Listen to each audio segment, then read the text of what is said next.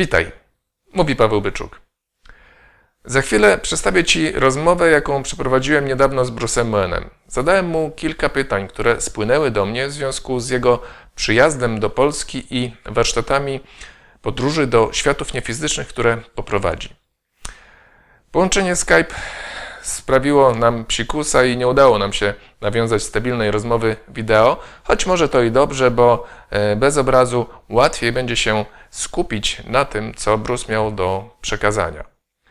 Pierwsza część rozmowy koncentrowała się głównie na problemach dotyczących tego, z czym spotykają się osoby próbujące badać światy niefizyczne.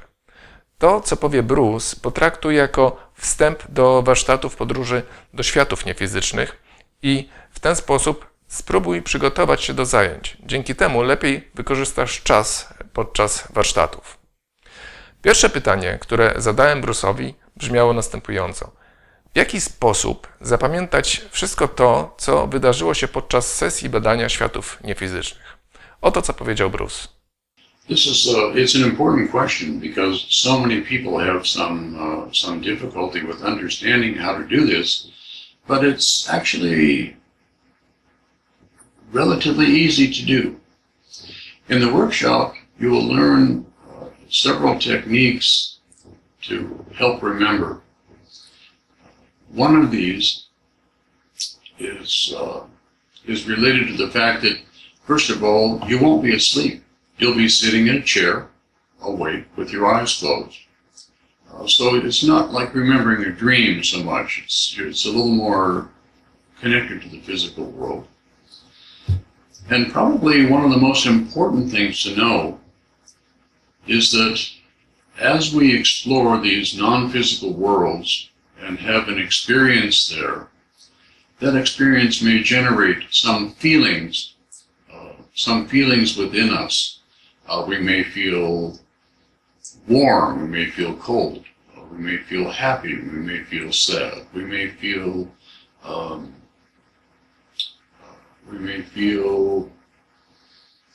something like a sound. For example, perhaps in this exploration, I'm suddenly thinking about hearing the sound of a mosquito and thinking to myself how much I hate those mosquitoes because they bite. That sound of the mosquito is a feeling. There are many different types of feelings, and we'll learn more about individual types of feelings and how to utilize this way of remembering. Basically, after the experience, if you relax, close your eyes, and begin to remember any feeling that occurred while you were exploring, the memory of that feeling will bring your awareness back to the experience. One of the things that's taught in the workshop is that the memory of an event is stored within the area of consciousness in which the event occurred. Now, what that means in the context of exploring non-physical worlds is that your memory of what happened in that non-physical world you can think of as being stored within that non-physical world area of consciousness. When you return to physical consciousness, you are no longer connected to where the memory is stored in non-physical consciousness. You can sort of think of that as where it's stored. To remember, what's necessary is to shift your awareness back to that area of consciousness in which that memory is stored, in this case, within the non-physical world you're exploring. For example, perhaps you're communicating with someone and you want to remember more details of what they told you. Well, the memory of that conversation is stored in the area of consciousness where they are. And so you need a way to navigate to that, a way to shift your consciousness or awareness. And the way to do that, it's taught in the workshop, again, is to remember something you experienced as a feeling during that encounter, during that conversation. If you close your eyes and relax, and remember the feeling of being with that person during the experience, that has a way of automatically shifting your consciousness, your focus of attention, back to that area of consciousness in which you encountered them and had the conversation. That's where the memory is stored. Once you have shifted your awareness back to that area of consciousness, you're where it's stored. It's easy to remember because you're there where it happened. Czyli można powiedzieć, że nasze emocje i uczucia są czymś w rodzaju kompasu lub jakiegoś urządzenia nawigacyjnego. Yes, I could give a simple example that might help people understand how to do this. Almost all of us have had the experience, perhaps I'm standing in the kitchen at the sink and I'm washing dishes. And I suddenly think to myself, oh, I need to check the mail to see if a letter has arrived in the mailbox. And I dry my hands and I start to step away from the kitchen sink, and I get about 10 steps away and I'm thinking to myself, wait a minute, I've forgotten where I was going. I've forgotten what it was I was going to do. And I can't remember. I go back to standing in front of the kitchen sink, and as I begin to wash dishes, I suddenly remember, oh yes, I was going to go to the mailbox to see if the letter has arrived. I dry my hands, I walk a little further away, and then I'm standing in my living room thinking, why am I here? Where was I going? I've forgotten. When I go back to the kitchen sink again, it's like shifting my awareness back to the area of consciousness in which the thought originally occurred. And as soon as I move back into that position, I suddenly remember, oh yes, I was going to see if the letter arrived at the mailbox. Almost all of us have had an experience like this, in which we've thought of doing something, and as soon as we begin to do it, we forget what it was. It's because you can think of the kitchen sink in this case as an area of consciousness in which that thought occurred. And as soon as I move my body out of that area of consciousness, I'm no longer connected to where the memory of that thought is. When I stand back in that position, I've moved back to that area of consciousness, and it just comes back into my mind. So here's some advice about what to do in that case as a way of explaining how we do this in a workshop. When you walk away from the kitchen sink and realize that you can't remember what it was you were going to do, stop, close your eyes, and just imagine that you were walking back to the kitchen sink. Imagine that you are going back to the area of consciousness in which the thought occurred. When I do this, I've discovered that just imagining going back to that area of consciousness, in this case the kitchen sink in the example, as soon as I imagine standing in front of the sink, the memory comes back, without actually physically going there. To jest bardzo konkretny sposób i zarazem gotowa recepta, którą można wykorzystać od razu. A skoro już mówimy o odczuciach i emocjach, to pojawia się kolejny problem, czyli ich nadmiar, który występuje na przykład w momencie wychodzenia z ciała. Efekt jest taki, że następuje ekscytacja nowym stanem świadomości i natychmiastowy powrót do świadomości fizycznej.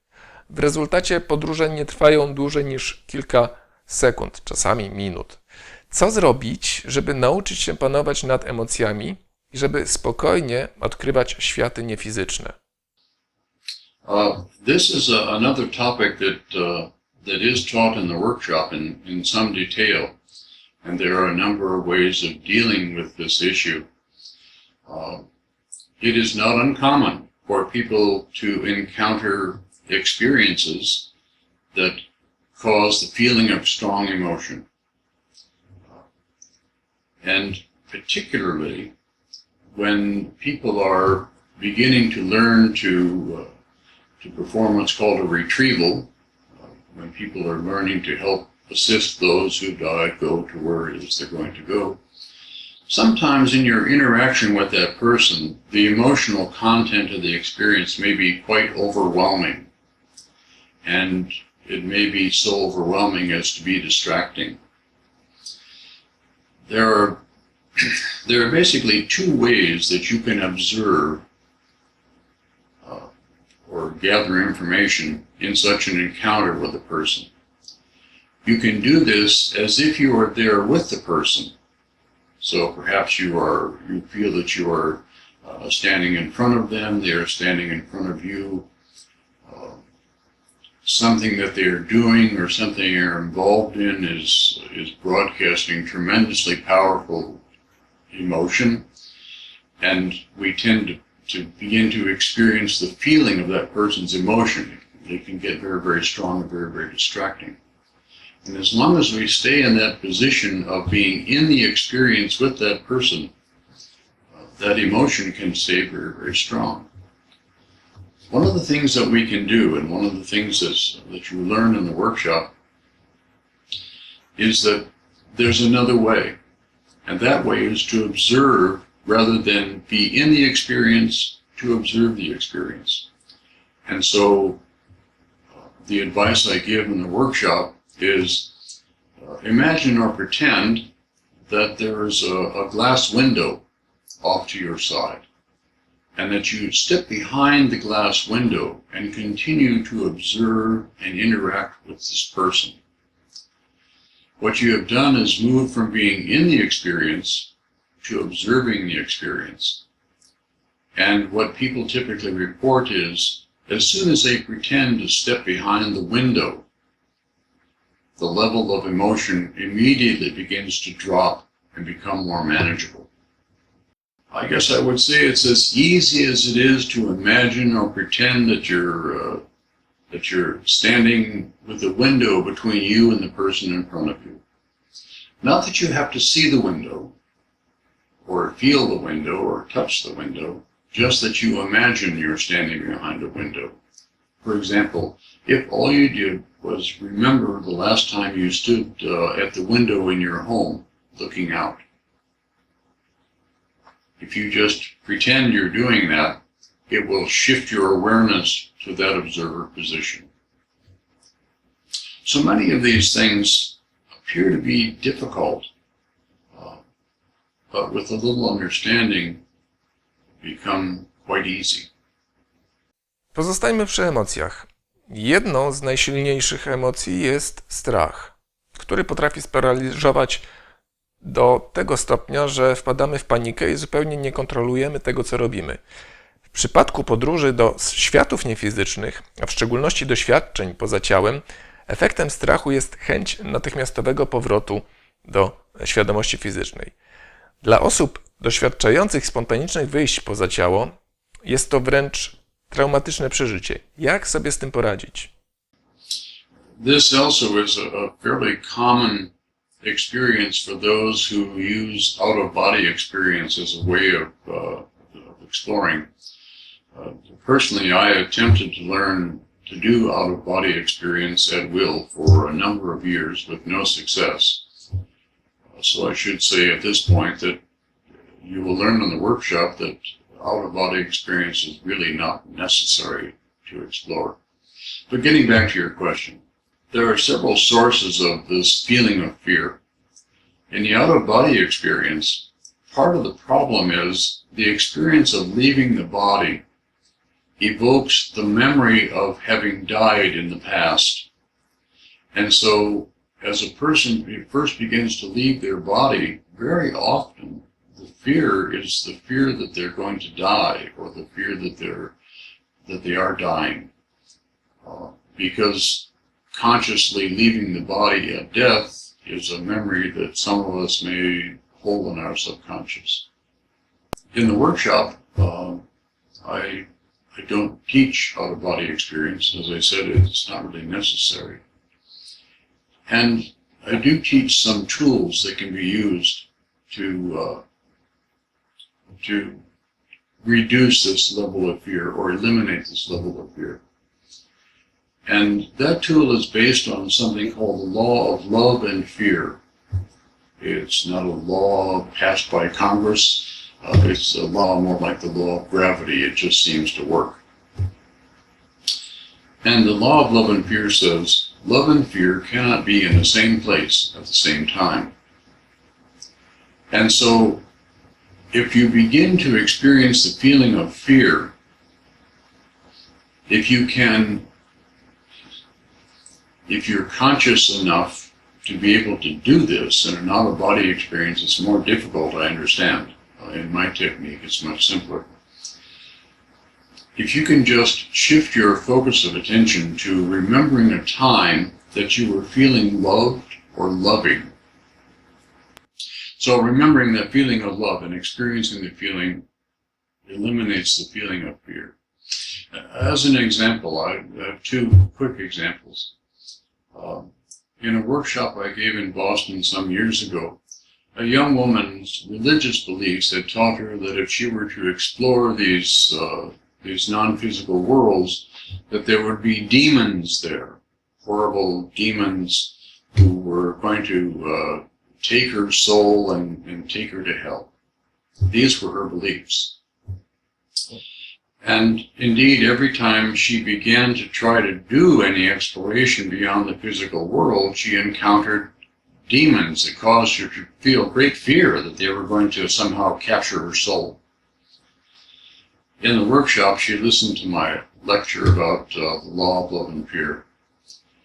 And in our first exercise of her exploration beyond the physical world, she described later what had happened. She said, I began to shift my focus of attention to this non-physical world, and there were the demons, and they were causing me to begin to feel fear. And she said as she was beginning to feel fear and ready to leave and come back, she looked down and saw that she had a child's squirt gun in her hand, something you squirt water with. And there was a little tube connected from it to her heart. And she thought to herself, that's interesting. And so she aimed the squirt gun at one of the demons and pulled the trigger, and it squirted what looked like water, and the demon disappeared. And so she squirted the next one, and it disappeared. And the next one, and the next one, and the next one, and they all disappeared. What she was using is another part of the technique called projecting love. When we encounter something that causes us to feel fear, if we can feel love and then send love to or project love at whatever's causing us to feel fear, one of two things will happen. In my experience, in the experience of participants in the workshop, either this fear, like the woman's demon, will just disappear, or sometimes what happens is the face of the demon disappears to uncover that there is someone actually there who is not a demon, that only her beliefs were projecting a demon over a person who was really there. And then she can communicate with that person. It's called a fear mask. In another brief description of an experience, I had a man who sent me an email and said he was practicing out-of-body experience, but every time he got out of his body, there was this horrible beast. It was a half man and half dragon. And he'd get out of his body and he started to leave the house, and the dragon attacked him.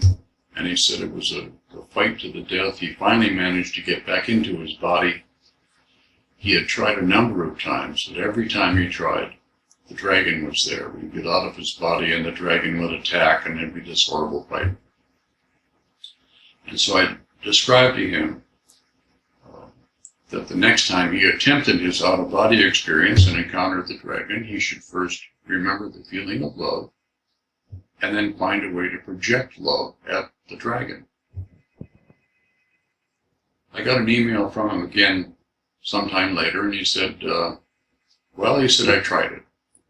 He said, I got out of my body again, and the dragon was there again, and I was just about to begin to fight with the dragon so I could get back to my body. And he said, well, wait, I'll try that silly thing Bruce talked about, feeling love and projecting love.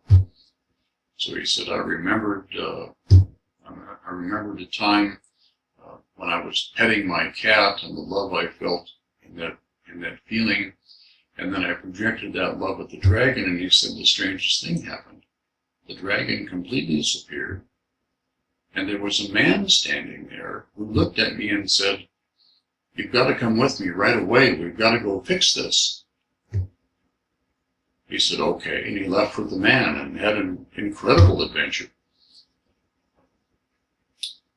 Feeling and projecting love are the keys to dealing with fear, in my experience and the experience of others who attend the workshop.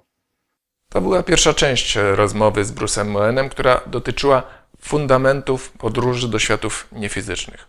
Temat ten zostanie szerzej omówiony podczas warsztatów i poparty wieloma ćwiczeniami.